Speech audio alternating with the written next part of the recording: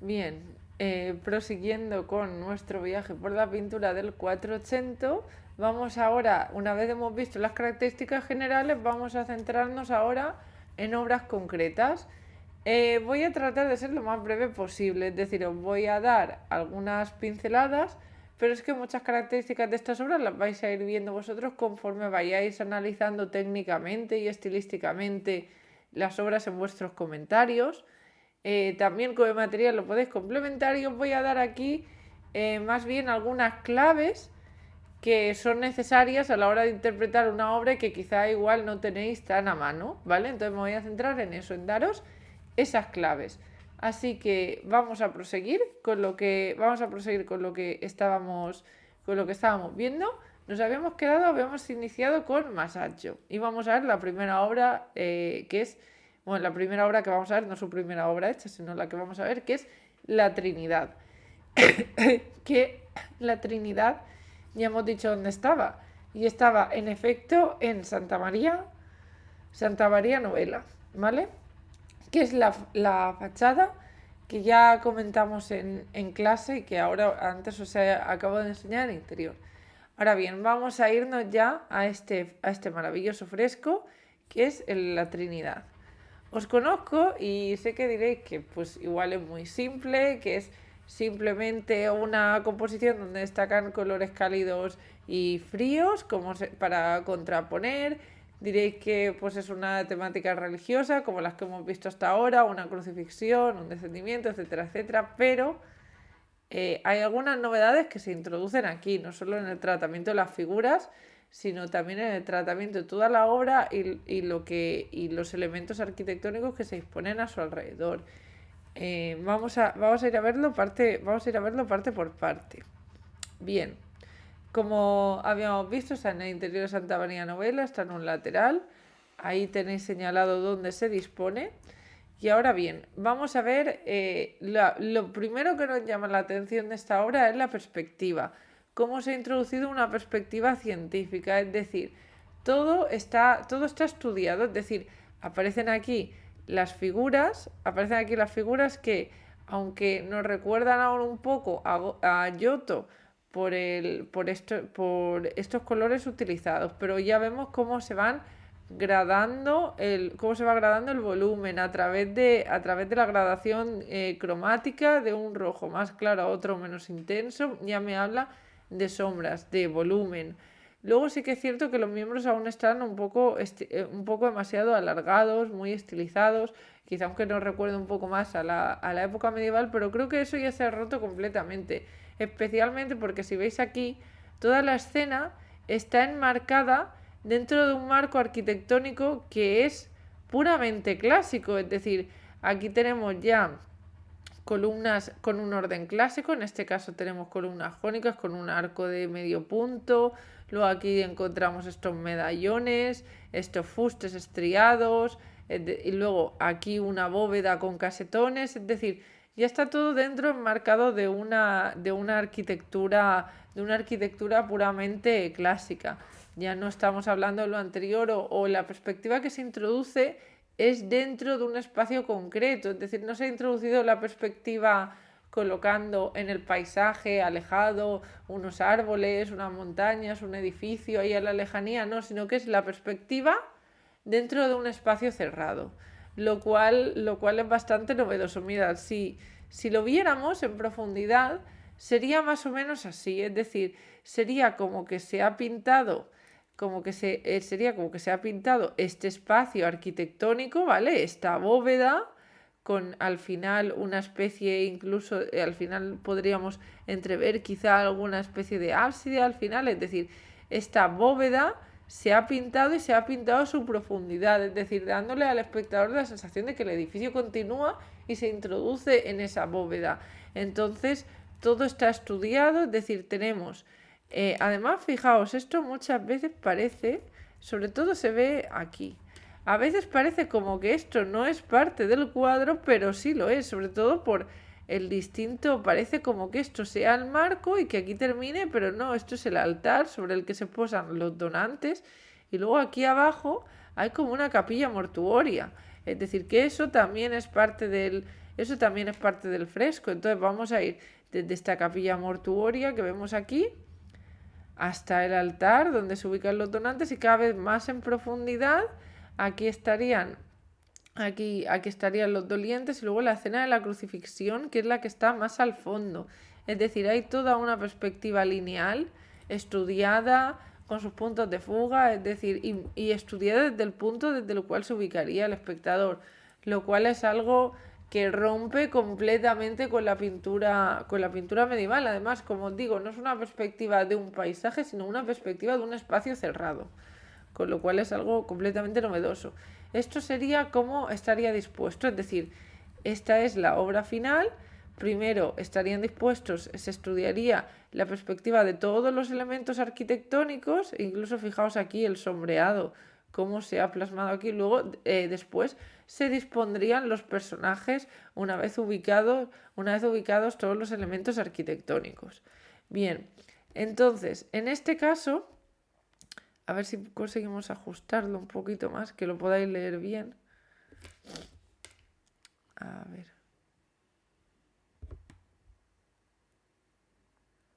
Ahí está. En este caso, aquí aparece la Trinidad. La Trinidad es Dios Padre, Dios Hijo y el Espíritu Santo, ¿vale? Entonces, aparece reflejada la Trinidad. Entonces está la disposición de Padre, Hijo, Espíritu Santo en crucifixión. Aparece también dos figuras dolientes, que en este caso serían la Virgen María y San Juan, y luego dos personajes más profanos, que estos serían los donantes. Estos serían el mercader que encarga la obra junto con su esposa. Vale, entonces en este caso lo que se trata de plasmar aquí, bueno, aquí vemos también, a veces no se aprecia la figura del Espíritu, la figura del Espíritu Santo, que la tenemos aquí, parece como si fuera el cuello de la camisa de Dios, realmente es una paloma, y aquí lo tenemos y lo vemos en detalle. Es decir, hay también todo un trabajo ahí también de miniatura muy importante, como aquí la línea se desdibuja en función de la pintura para dar también esa sensación de mayor profundidad o de mayor gradación de los elementos, para añadir también perspectiva. Luego, estos serían los detalles de la Virgen y de San Juan, que, como pone, quizá no nos transmiten belleza, o sea, quizá no sea no belleza, sino una belleza idealizada. Quizá no nos transmiten una belleza idealizada, pero quizá porque busca también transmitir esa sinceridad. Es decir, hay sinceridad en los personajes más que buscar el ideal de belleza. Vale. Y luego también, flanqueando, es decir, todo esto tiene también, si habláramos de las líneas compositivas, hablaríamos de una composición triangular. Es decir, aparecerían la Trinidad, después estarían los donantes, y finalmente sería también una perspectiva cerrada, ya que cerrarían la composición los dos donantes, el mercader y su esposa. Ahora bien, yendo luego al detalle de la capilla mortuoria, en este caso aparece, si os fijáis, aparece debajo del altar y dando la sensación de que realmente se trata de una capilla mortuoria. Quizá esté evocando la capilla donde se hace enterrar la familia Lanzi, la familia Lenzi, pero en este caso esta familia no aparece como se solían disponer como vimos también en la escultura gótica, en el sepulcro de Felipe Pot o Felipe el Atrevido, donde aparece la figura muchas veces que aparece como adormecida, pero vestida y ataviada. No, en este caso aparece como un cadáver descompuesto, es decir, aunque se esté hablando de una capilla, una familia, parece como un cadáver descompuesto, porque en este caso lo que se trata de evocar no es tanto la memoria de estas personas, sino recordarle a la gente que va a morir. Eso se ve en la inscripción: yo fui ya lo que vosotros sois, y lo que yo soy seréis vosotros también. Es decir, quizá le está haciendo a la gente que acuda a la fe, que no se olvide de la fe, porque al fin y al cabo todos, da igual nuestra posición social, nuestra posición económica, en la influencia política que podamos tener, porque todos acabamos de la misma manera, con lo cual no conviene olvidar los valores que también ensalza el humanismo, pero estos valores de la liturgia cristiana quizá no conviene olvidarlos, porque al fin y al cabo nosotros también nos veremos en ese trance. Entonces, por eso esta temática religiosa va ligada a lo que sucede aquí debajo. Entonces, realmente pues están estas varias escenas. Bien, otras obras importantes se encuentran aquí en la Capilla Brancacci, que está en la iglesia de Santa María del Carmen, también en Florencia. En estas otras obras, estos son otros frescos. Aquí aparece la expulsión de Adán y Eva del paraíso, y que flanquean algunas, es decir, aparecen las escenas por las cuales la humanidad fue castigada y luego las escenas por las cuales la humanidad es redimida, como en este caso pasajes de la vida de Jesucristo, que ahora vamos a ver. Especialmente nos centraremos en esta de aquí, que es el tributo de la moneda. Vale, entonces en estas obras lo que vemos también es que, además de la perspectiva, destaca también cómo el autor empieza a trabajar la luz a través de los colores para dar un modelado más verosímil a los personajes. Aquí tendríamos alguna imagen de cómo se dispondrían los frescos para que veáis el detalle de los colores, de cómo utiliza estos colores para agradar el volumen, para agradar la luz. Es decir, hay veces que el foco no parece claro, hay veces que parece que el foco emane de los propios colores, el foco de luz. No parece que veamos un foco claramente de dónde viene, sino que hay veces que parece que los propios colores sean la luz de la composición. Pero en este caso sí que podríamos decir que incide más o menos por aquí, de manera más o menos frontal. Es decir, también la luz, como veis, no es una luz estridente, sino una luz armoniosa, que lo que hace es complementar la obra. Es decir, en este caso la luz estaría al servicio de las figuras, la luz está para dar volumen. Más adelante va a haber ya tendencias dentro del barroco donde va a ser al revés, donde van a ser las figuras las que se subordinen a la luz. Es decir, vamos a poner el foco de luz en un sitio y las figuras se van a adaptar a ese foco. En este caso no, en este caso es la luz la que se adapta, dando armonía a la composición y resaltando el volumen. Y eso lo vamos a ir viendo también con estos frescos. Este sería el fresco en el que nos vamos a centrar, que es el tributo de la moneda. ¿Vale? Luego también una obra muy característica es cuando expulsan a Adán y Eva del paraíso, que aquí tenemos al ángel expulsándoles. Entonces nos vamos a centrar en esta obra. En esta obra, aunque vemos que es una temática religiosa, es una obra completamente antropocéntrica y a la medida del hombre. Ya nos hemos olvidado de esas ideas de la perspectiva jerárquica, donde Dios aparece en un tamaño mayor. No. Dios, o sea, en este caso Jesucristo destaca, pues porque en este caso obtiene la posición central, es la que está de frente con este contraposto, es la que tiene, si os fijáis también, está dispuesto de manera armoniosa, todos los rostros tienen una distancia semejante, dejando un aire entre los personajes más o menos semejante. Es decir, el personaje de Jesucristo está mucho más diáfano, mientras que conforme nos alejamos de Jesucristo, las figuras van generando cierto horror vacuo, ya que empiezan a disponerse de manera más apiñada. En este caso, en esta representación, vamos a ver que hay también una serie de líneas horizontales que se rompen un poco con la verticalidad de Jesucristo, y luego hay varias líneas. En este caso, como vemos aquí, son varias escenas. En este caso tenemos la escena central, que es esta, en la que Jesucristo es interpelado por el recaudador de impuestos, diciéndoles que deben de pagar este tributo. Y aquí vemos también, esta es la escena central, el recaudador de impuestos interpela diciendo que deben pagar impuestos, y Jesucristo ordena a este apóstol que se dirija a que pesque un pez del río. Pescará el pez del río y finalmente del pez extraerá una moneda con la cual pagará al recaudador de impuestos. Es decir, que esta idea de varios momentos dentro del mismo marco pictórico, es decir, varias escenas dentro de un mismo marco pictórico. Eso nos retrotrae a la Edad Media, es decir, en la Edad Media se solía hacer mucho esto. ¿Pero qué rompe con la Edad Media? Pues me rompe con la Edad Media el hecho que el tratamiento anatómico es mucho más natural.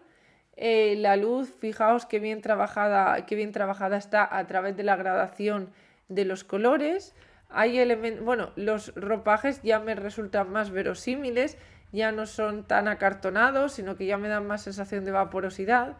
El paisaje que se ha introducido en perspectiva, y luego también una serie de elementos arquitectónicos ya de un orden más puramente dentro del clásico. Es decir, vemos un tratamiento muy naturalista y muy antropocéntrico. Luego, esto sería visto con detalle. Todo esto ya es lo que os acabo de explicar, y aquí lo vemos en más detalle. Aquí la escena central, el recaudador de impuestos. Aquí vemos la captación también un poco psicológica, es decir, el recaudador de impuestos es el único que muestra algún tipo de expresión, porque el resto tienen esta mirada como que trasciende. Especialmente la más serena es la de Jesucristo, que el espectador entiende la escena de esta manera, es decir, el recaudador de impuestos se está dirigiendo a Jesucristo, y yo sé lo que hace Jesucristo porque está señalando con el dedo, está señalando al apóstol que le está diciendo que acuda a pescar un pez. Se lo ordena, acude, pesca el pez, por eso aparece aquí despojado de la túnica, porque se le ha retirado para poder pescar este pez, y al abrirlo, dentro San Pedro encuentra la moneda y finalmente le paga al recaudador de impuestos. En este caso, como vemos, es también una temática religiosa, pero como ya vimos en escultura y como he dicho en las características generales, muchas veces se utiliza la temática religiosa, igual que la mitológica, no para transmitir una idea del evangelio, para ilustrar a los feligreses analfabetos, no se trata de ya contarles a las personas el mensaje, sino que lo van a utilizar para transmitir valores.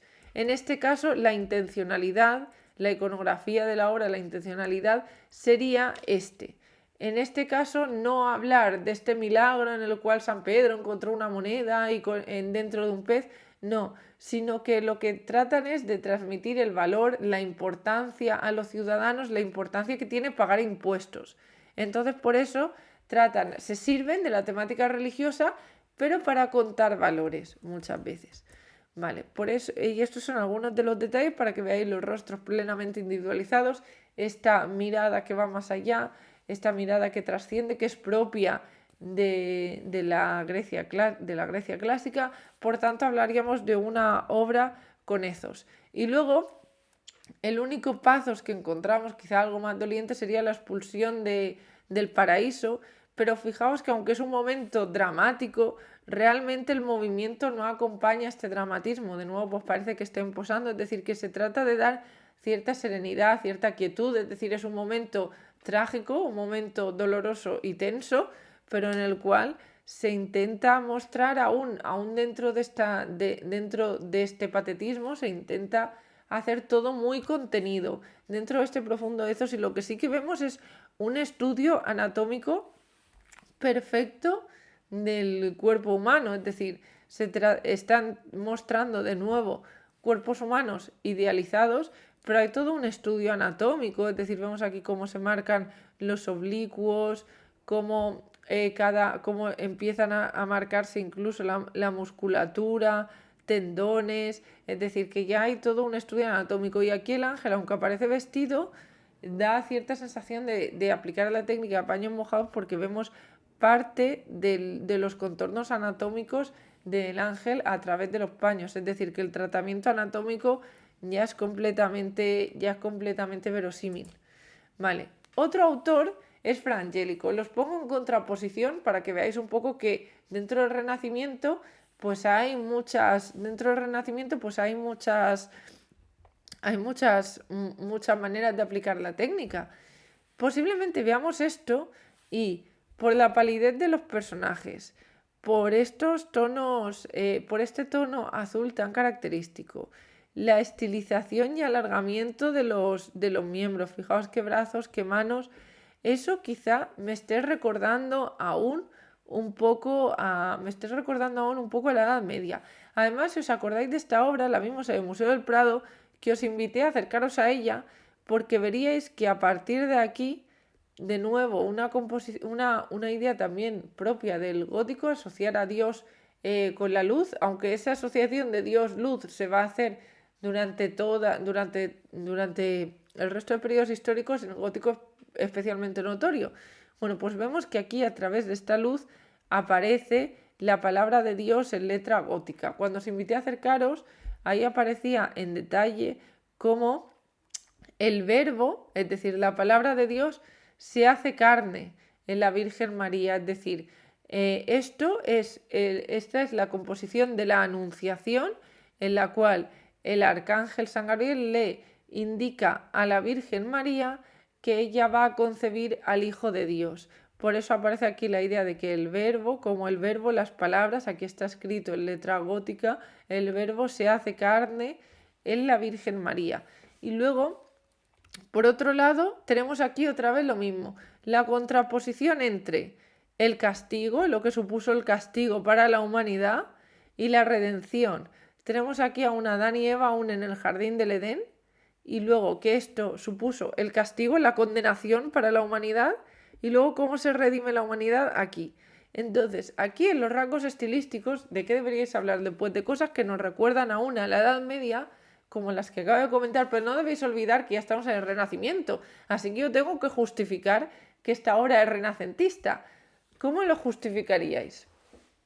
En este caso, yo creo que vosotros, que ya vais sacando un montón de cosas, yo creo que lo tenéis claro, que lo justificaríais. Primero, por el estudio que hay de la perspectiva. Es decir, cómo incluso aquí dentro veo otra estancia y también la perspectiva lineal, que me la marca incluso la dirección del banco que encontramos ahí. La perspectiva también en cuanto a elementos paisajísticos que tenemos aquí.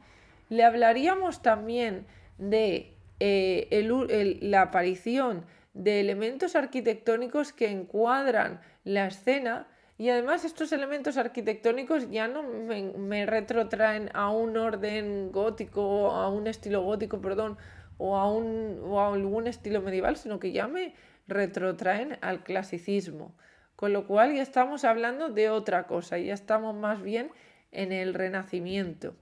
Y luego, por otro lado, aunque hay rasgos que me recuerdan un poco al gótico, el tratamiento de la luz ya le da un mayor naturalismo y ya me hablan de algo más antropocentrista. Entonces, todas estas características ya son propias del Renacimiento, pero una persona no se acuesta en el gótico y se levanta en el Renacimiento, sino que esto es una transición, y pues dentro de todas estas ideas que van circulando, pues acogemos unas o desechamos otras. Entonces hay obras que recogen un poco de los dos mundos. Entonces cuando yo esté hablando del análisis estilístico de esta obra, deberé decirle qué cosas hay del gótico y qué cosas hay del Renacimiento. Vale, algunas obras más, y luego ya vamos a Paulo Uccello. Uccello es este autor que las características generales, ya os he dicho que este apodo, Uccello, se lo puso su padre precisamente por esta tendencia que tenía a pintar pájaros. En este caso, la obra es El milagro de la hostia profana. Temática, obviamente religiosa, pero ¿qué veo yo aquí temática religiosa? Porque esto parece un intercambio comercial sin más. Es decir, pese a que es temática religiosa, no le han dado una grandiosidad, no, sigue siendo todo antropocéntrico. Pero ¿qué os destaca más de esta obra? ¿Los personajes o el espacio? Yo creo que destaca mucho más el espacio, claramente. Los personajes, de hecho, no hay un tratamiento anatómico ahí estudiado, es decir, de hecho está cubierto con ropajes y su rostro no aparece tampoco así con unos rasgos característicos, pero sí que hay un grado de detalle en el espacio. De hecho, Uccello también tiene una formación de miniaturista, y eso se ve también en cómo trata la composición del espacio. Pero sobre todo, Giorgio Vasari dijo de Uccello que era el pintor de la perspectiva. Todas sus obras tratan de introducir perspectiva. ¿Y aquí cómo la introduce? Pues con las baldosas. De hecho, es que yo diría que el personaje principal de esta obra son las baldosas, que ya me llevan a un punto de fuga, ya le dan perspectiva. Estas baldosas se combinan con con estas vigas de madera que sustentan el techo. Es decir, lo más importante de aquí quizás sea el tratamiento de la obra más que los personajes, es decir, el tratamiento del espacio más que los personajes. En cuanto a la temática, es religiosa. Se llama El milagro de la hostia profana. En este caso se refuerza la idea de la transustanciación, es decir, la idea por la cual Dios se materializa a través de la hostia, es decir, se adquiere, es decir, la hostia representa el cuerpo y el vino representa la sangre de Cristo que se toma en comunión. En este caso aparece esta mujer llevando esta hostia a un prestamista y según se cuenta, el prestamista en cuanto introduce la hostia en el horno, la hostia empieza a sangrar. ¿Por qué? Porque se ha profanado, es decir, están hablando de otra vez de valores como deben ser la honestidad en este caso, o sea, en este caso la señora y el prestamista profanan la hostia y por tanto aparece este milagro que está evidenciando el carácter pecador, es decir, está condenando en este caso la avaricia, entonces nos está transmitiendo otro valor, está condenando la avaricia que tiene la señora y el prestamista por querer comerciar con algo sagrado, es decir, hablando de que lo que es sagrado trasciende y no debe entrar en conjunción con la podredumbre moral humana, como en este caso puede ser la avaricia. Entonces está condenando un rasgo que sería completamente amoral. Entonces, por esto, esta es una de las cosas que destacan de Uccello. Luego, algunas de las obras que tenéis para que veáis también cómo se introduce la perspectiva. Y luego ya pasamos a Botticelli. Botticelli es considerado el pintor de la gracia ideal. ¿Por qué? Pues porque las composiciones anatómicas aparecen muy idealizadas, muy serenas, transmiten un ideal de belleza bastante notorio. Además, también tienen siempre esta expresión como melancólica que veis aquí. También esta mirada más que me evoca más a un ethos, esta tranquilidad, esta armonía en las obras hacen que cuando las veamos nuestra primera toma de contacto sea ver belleza en las formas, pero realmente va mucho más allá y eso se ve en el mensaje. Botticelli es muy conocido por su temática mitológica, pero él tiene también mucha temática religiosa y dentro de ella lo que intenta es evocar algunos valores de la filosofía. Cuando utilice la temática mitológica vamos a ver que trata de evocar valores de la filosofía platónica, como vamos a ir viendo ahora. Bien, esta es una de las obras religiosas. Esta es una obra donde también se ve, bueno, es una Madonna, es decir, es una virgen con el niño y se ve también, además del estudio de la perspectiva, se ve también un tratamiento de la luz muy conseguido gracias a la gradación cromática de los colores. Esto le da volumen, es decir, a través de la pintura puedo intuir un poco el aumento de volumen en la zona del pecho y del vientre. Además, la expresión que tienen los personajes con esta mirada así más melancólica como hemos visto, este tratamiento más grácil de las figuras. Y luego también tenemos, luego tenemos también estas obras, en las obras de Judith y Holofernes nos hablan de cuando la doncella Judith es invitada a dormir con el persa Holofernes y Judith para liberarse de la amenaza que suponen cuando ella acepta la invitación y en cuanto Holofernes se duerme es decapitado. Y aquí tenemos la continuación de la escena, es decir, aquí encontraríamos al cuerpo de Holofernes yacente, tendido, encontramos un estudio anatómico del cuerpo bastante verosímil, bastante notorio, estos ropajes vaporosos muy típicos de Botticelli, donde se intenta evidenciar algo más de movimiento por las manos de los personajes, por la gesticulación, por esta pata adelantada del caballo. Y luego, pero el movimiento se ve sobre todo aquí. Encontramos incluso cómo se trata de plasmar el viento, es decir, los ropajes aparecen tan vaporosos que se mueven con el viento. Se consigue dar sensación de movimiento de esta manera, a través del movimiento que ejercen los ropajes, el cabello, las túnicas, los árboles, cómo se inclinan ante el viento, cómo las hojas se desprenden de las copas por el viento. Con esto se evidencia un movimiento. Por un movimiento parece como que se están desplazando, pero como que están casi flotando. Y aunque trata de darse el movimiento corpóreo no acompaña a la gesticulación, es decir, a pesar de el dramatismo de la escena, es decir, están portando la cabeza de Holofernes decapitada, las miradas siguen siendo, es decir, el rostro aparece sereno, tranquilo, no acompaña el movimiento. Hay veces que parecen que las figuras estén como flotando.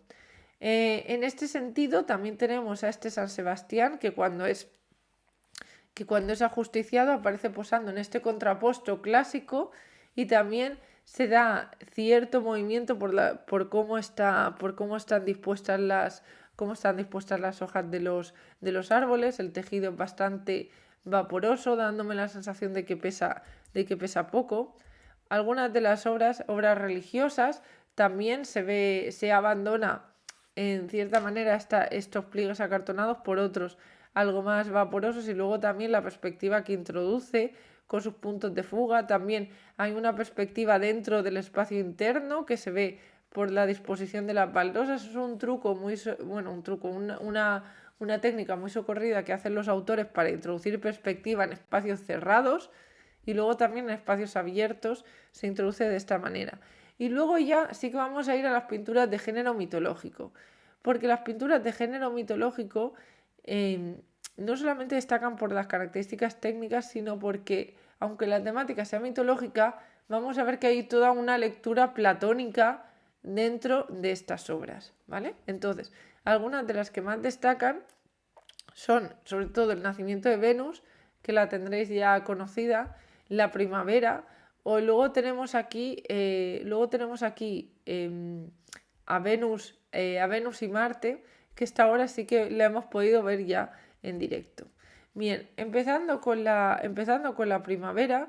La primavera es una alegoría también un poco de los distintos tipos de amor. Sería el amor mundano, que cambia cuando lo atrapamos, y luego el amor sagrado, el amor platónico, basado en el ideal de belleza, ¿vale? Vamos a ir viendo cómo se disponen los personajes.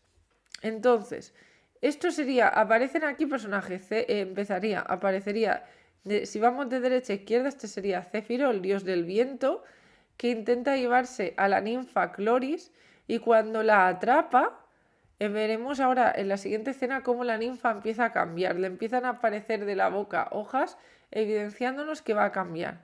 Símbolo de que el amor profano, el amor terrenal, cuando lo atrapamos, este amor pasional cambia, va mutando, no es el amor sagrado que siempre se mantiene igual. Aparecerían aquí entonces Céfiro, la ninfa Cloris y luego la diosa Flora. Esto nos evidenciaría que ha llegado la primavera. Luego tendríamos en el centro de composición a Venus, una Venus completamente vestida, porque no me está representando el amor carnal, sino que me está representando la inteligencia. ¿Y la inteligencia qué hace? Pues apartarse de este amor profano para mirar el amor platónico, el amor ideal, el amor que se basa en la contemplación y en la admiración, pero que no podemos llegar a alcanzar. ¿Cómo sé que este es el amor platónico? Pues porque aquí aparece Cupido, Eros, que lleva dos flechas, la de oro, que enamora, y luego la otra, y luego la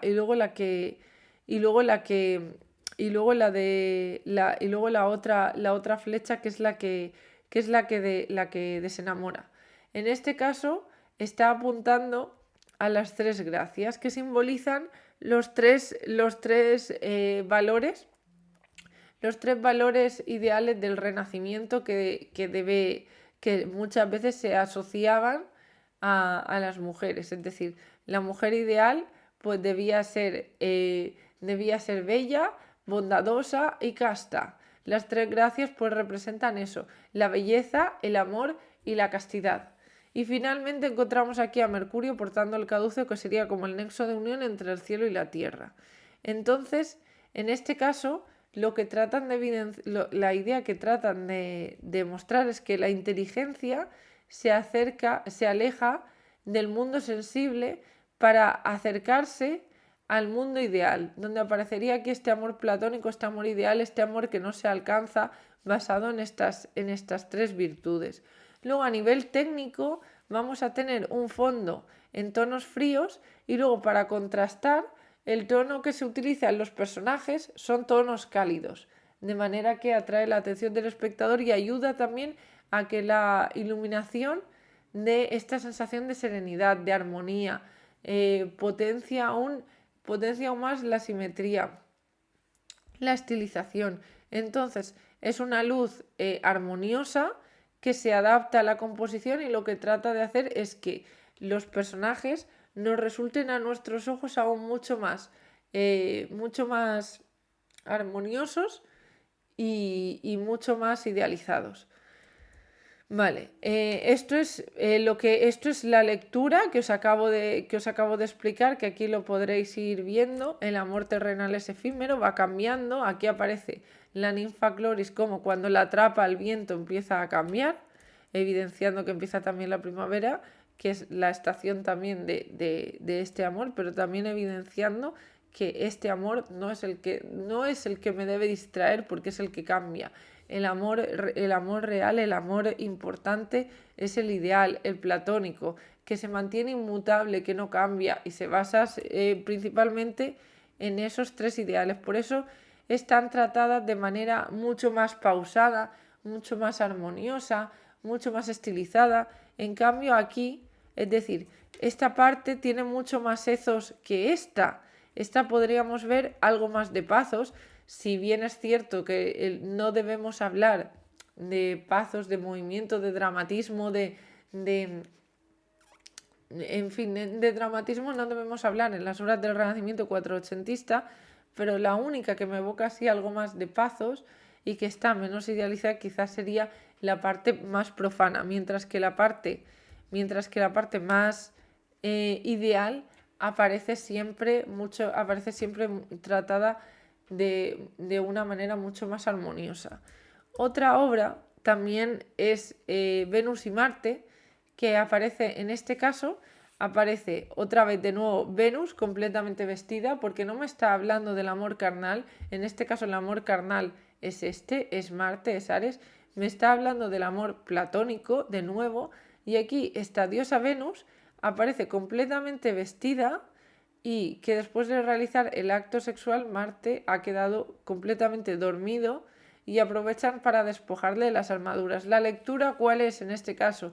De nuevo se utiliza la temática mitológica, pero quieren darle de nuevo una lectura basado en ideales, en valores. En este caso, ¿cuál es?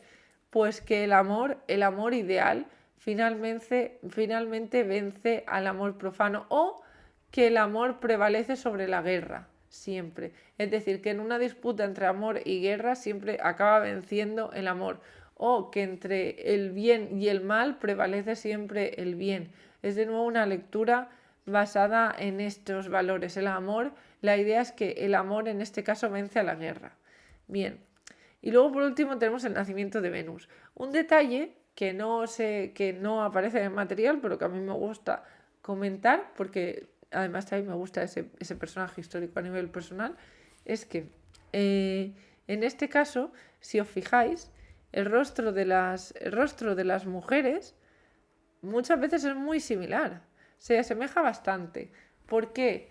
Pues porque se dice que la musa de inspiración de Botticelli fue una dama que fue Simonetta Vespucci, por eso retrata su rostro en todas sus obras. Bien, después de este inciso vamos al nacimiento de Venus, posiblemente una de las obras más archiconocidas de Botticelli. En este caso Bueno, la técnica empleada es una témpera, es decir, pero se utiliza sobre un lienzo. No estamos hablando no estamos delante de un óleo, como mucha gente dice. Además, si fuera un óleo, los colores serían mucho más vivos. En este caso, ¿qué representa?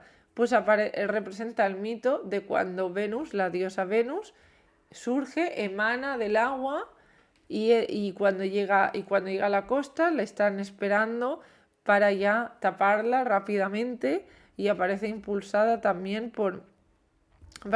la tapa la diosa Flora de la naturaleza, y luego también aparece como que el viento la está impulsando. Es decir, el viento también es un protagonista de esta obra, y es el viento el que marca el movimiento, que el movimiento se evidencia a través de cómo se ondea el cabello de la diosa Venus, y también aparecería el viento como uno de los marcos que cierra la composición. De nuevo es una composición triangular y una perspectiva cerrada, una composición cerrada, donde tendríamos por este lado al viento y por otro lado la diosa Flora cierra la composición tratando de cubrir a la diosa Venus con este manto.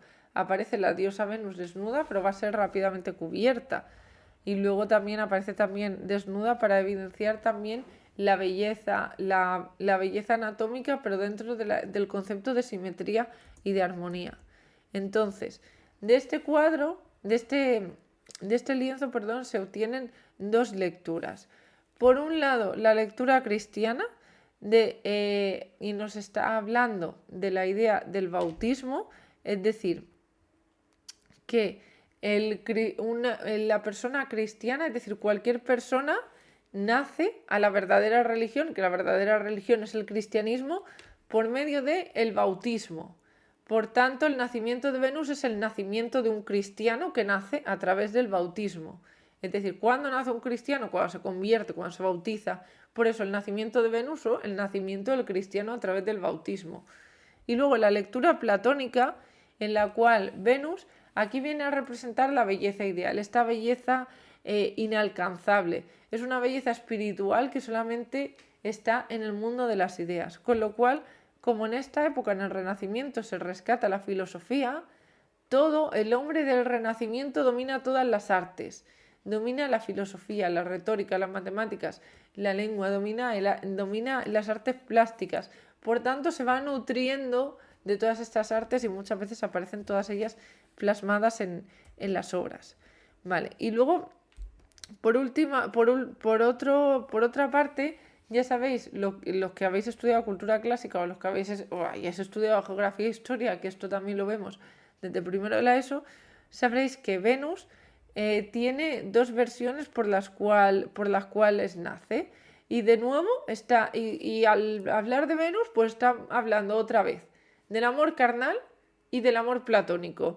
Si nos atenemos a la primera lectura, que es que Venus es hija de Zeus y Dinoe, que nace por esta unión carnal entre ambos personajes, Venus sería fruto del amor carnal, el amor profano. Pero por otro lado, si atendemos a la segunda acepción, que es cuando Urano es castrado por Cronos, por el tiempo, es decir, si os acordáis, Urano yacía con Gea, con la diosa Tierra, y tenía varios hijos, y al final Crono lo que decide es vengarse de su padre porque acababa con sus propios hijos para que nadie le disputara el liderazgo. Entonces Crono se venga, lo que hace es castrar a Urano, y una vez lo castra, lanza los testículos al mar, y de la espuma nace Venus. Es decir, Venus no habría nacido por un contacto carnal, sino que habría nacido de manera ideal, y por tanto sería esta plasmación otra vez del amor platónico, el amor ideal. Por eso el hecho de que utilice para representar a la diosa Venus no es casual. Y aunque parezca una temática mitológica, con esto os estoy demostrando de que no se trata de contarle a la gente el mito y querer que ahora la gente se recupere esa religión pagana y todos se vuelvan paganos. No se trata de eso, de publicitar la religión pagana. No se trata de eso, porque si no, ahí habría unos señores llamados Tribunal de la Inquisición que igual te hacían una visita. No se trata de eso, sino que se trata de recoger la temática mitológica para adaptarla a la liturgia cristiana. A la liturgia cristiana o a los valores de la época. Recordad que el Renacimiento de hecho coge los valores clásicos pero los pasa por el filtro de la filosofía bajo medieval profundamente condicionada por el cristianismo. Entonces, ¿es una temática mitológica? Sí, pero lo que trata de evidenciar es otra cosa.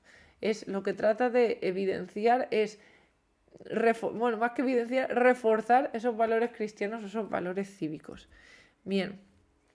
Luego, esto es la composición de la que ya he hablado anteriormente, de cómo esta composición es cerrada, que es lo que la abre. Luego, el desnudo de Venus, lo que representa. Y luego, por último, las figuras, cómo cierra la composición y algunos detalles más para que los veáis. Luego tenemos una obra alegórica de Botticelli, que antes me he referido a ella como el engaño, me quería referir a la calumnia, me estaba refiriendo a esta obra.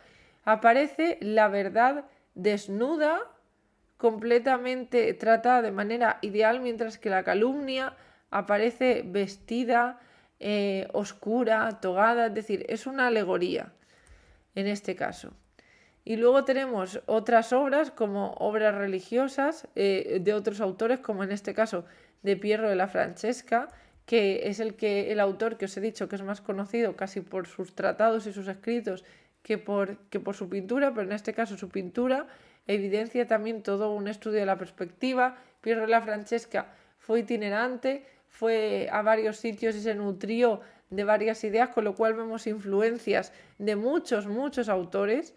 Y luego, una de sus obras más conocidas está La ciudad ideal, de Piero de la Francesca, en el cual hay todo un estudio de la perspectiva y cómo todo está proporcionado, es decir, hay un espacio similar desde el edificio central a los edificios que lo flanquean, se refuerza la perspectiva con estas líneas que se dibujan en el suelo, los puntos de fuga tratados, las figuras se desdibujan conforme nos vamos hacia el interior, dando más sensación de profundidad, mientras que delante la línea es mucho más notoria y los detalles también que detrás, es decir, que trata de trabajar la perspectiva. Esta es otra de sus obras, también destaca por una composición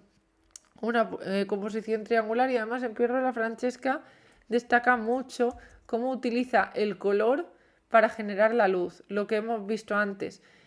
Parece a veces como que sea el color a partir del cual emana la luz y no al revés. Y luego tenemos, por pasar a otros autores, en este caso Andrea Mantegna, en este caso una de sus obras principales es El Cristo muerto. En este caso, además de ver aquí un estudio de la perspectiva en la disposición del cuerpo, es decir, cómo esta perspectiva es completamente novedosa, es decir, aparece un cuerpo yacente y a partir desde el que sería nuestro punto de vista, ha dibujado toda la perspectiva del cuerpo. Y además también destaca, si os fijáis, el carácter pétreo que tienen las figuras, casi que parece piedra, parece casi como si estuviera dormido en un lecho de mármol, o la propia obra también parece muy dura, pero parece dura pero a la vez con sensación de pulido. ¿No recuerda algo? Quizá como las esculturas. Es porque este autor la pintura la hace con un tratamiento escultórico. Entonces en las características técnicas pues deberéis hablar de eso, de ese carácter pétreo, rocoso que tienen los personajes. Bien, pues hasta aquí ha llegado un poco la pintura del 480. Espero que se os haya sido amena. Espero que hayáis disfrutado también un poco por este viaje. Muchas veces sé que me decís que no os gusta la pintura, pero también eso se debe a porque es la que tenéis menos trabajada. Así que ahora tenéis la oportunidad perfecta para trabajarlo. Y espero que esto, el ver tantos detalles dentro de una pintura, os haya servido para darle un valor más. Que muchas veces nos quedamos simplemente en la belleza de las formas, pero hay veces que hay que ir más allá. A mí la pintura del Renacimiento y también del Barroco me gusta muchísimo porque enlaza esa querer buscar belleza en las formas, pero a la vez también dar un mensaje. Pero luego vamos a ver que va a haber tendencias donde va a importar más el mensaje que las formas y en las cuales si no se entiende el mensaje no se ve la belleza, que eso va a ser más en las vanguardias posterior. En este caso tenemos la suerte de que se van a conjugar belleza y mensaje, pero estoy segura de que cuando vais desdeñando el mensaje, la belleza os parece mucho más, os parece mucho más notoria. Y espero que lo hayáis disfrutado tanto como yo disfruto dándoos esta explicación, que aunque es breve, espero despertaros algo la curiosidad para que ya luego seáis vosotros mismos los que vayáis buscando otras cosas. Conforme vayáis haciendo los comentarios iréis aprendiendo más. Y nada, sabéis que ante cualquier cosa me tenéis aquí para responderos cualquier duda. Os echo mucho de menos. Ya sé que no es lo mismo que estar en clase. De hecho, estoy deseando ya veros de nuevo. Pero espero que esto os sirva y espero ver a la vuelta algunos comentarios vuestros así con calidad, que ya hay muchos.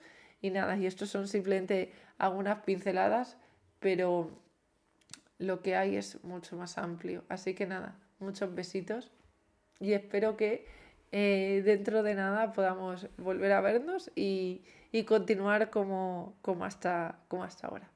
Así que nada, me despido de vosotros. Y nada, y deseando estoy ver vuestros comentarios y que vayáis haciendo las encuestas.